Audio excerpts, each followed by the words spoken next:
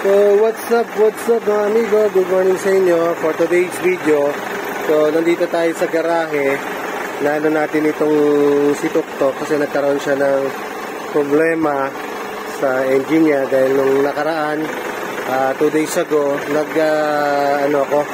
nag-drain ako ng tubig sa kanyang makina, sa kanyang radiator. Ngayon nung ako yung magsalin ulit ng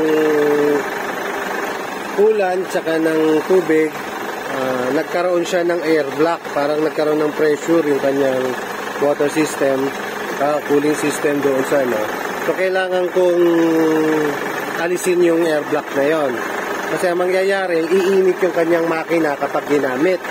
So yun nga yung nangyari ngayon kay Tuktok. Pag ginagamit ko, nag-high temp siya. So kaya kailangan ko matanggal yung air block niya. So ganyan ang ginagawa kong procedure. Lalagyan ko muna siya ng kanya hanggang kung saan yung kanyang maximum. Yung tatakpan, paandarin ko for about mga ilang minuto. Siguro mga nakabukas yung aircon niya. Ayan. Then pagkatapos niyan, pag pinatay ko, hahayaan ko. Then kahapon, ang ginawa ko, pagkapatay ko sa kanya, iniwan ko. Tapos kanina, bago ko paandarin, nilagyan ko ulit siya, nirefill ko to the level ulit.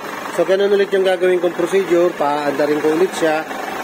So yun, pag nagbukas, nagpatay, pagbukas yung thermostat, so iiwan ko ulit siya ng hanggang sa lumamig para bumalik ulit yung flow dito. Ngayon kinabukasan, ngayon na, i-refill ko ulit yan, o kaya kahit mamayang hapon, pag lumamig, i-refill ko ulit siya to the level ulit ng tubig. Then pagkatapos nun, paandarin ko ulit siya. Para hanggang sa mawala yung kanyang air block o yung pressure doon sa yung pumasok na hangin. So talagang tiyagaan lang. Kasi kapag hindi natin natanggal yung air block na yon, ang mangyayari sa atin, kapag ginamit natin ito si Tuktok, mag-overheat siya. Kasi hindi makapag-flow ng tama yung water cycle niya, nabablock ng air block na yun, nung air pocket na yon. So ganito lang. Kaya huwag kayong doon sa may mga Tucson o mga may Hyundai na makina, ito yung problema talaga. Talagang common nito sa Hyundai, nangyayari po talaga. Pero kailangan lang ninyong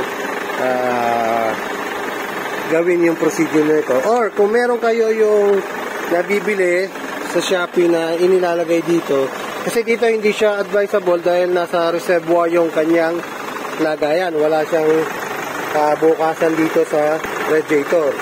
So hindi natin mailalagay yung aparato na yon para magtanggal ng air block. So ito amigo, yung mga amigo, ito pa yung isang ginagawa ko. So dito, kasi itong puso na ito, yung kanyang radiator, wala siyang bukasan. Katulad nun, nandun sa reservoir. Kaya ang ginagawa ko, itong ibandang ibabaw na ito, ayan. Dito ko pinapasingaw. Ayan.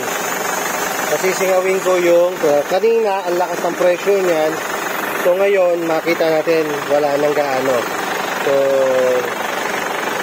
kaya ngayon, ayan susubukan ngayon natin mamaya kung magkakaroon pa siya o mag-iinit pa siya. So, as of now, pinaandar ko siya, naka-aircon. So, okay naman, malamig yung aircon. Then yung kanyang temperature is stable.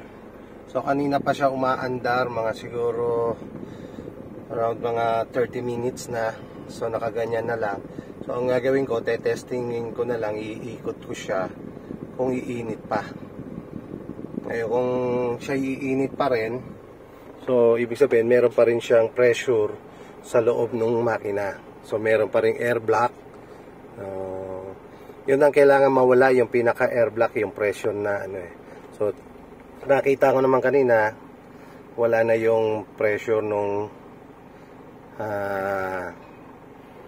na air pocket doon sa loob ng system ng cooling niya. So mamaya testingin ko, i-update ko po kayo.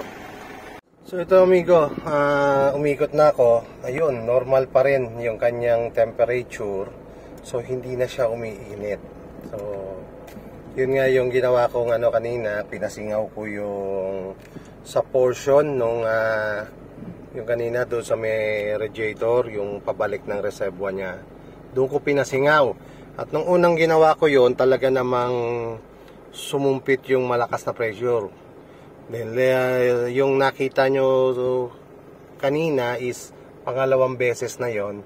So wala na yung pressure na hangin. So ayan normal na ulit kahit yan ay inikot ko na. So success yung ating ginawang pagtanggal ng air pocket o yung air block. So ito, papasok na ulit ako sa garahe. So bumalik na sa normal itong talaga nagkaroon ng So sana makatulong mga amigo. Then see you on my next video.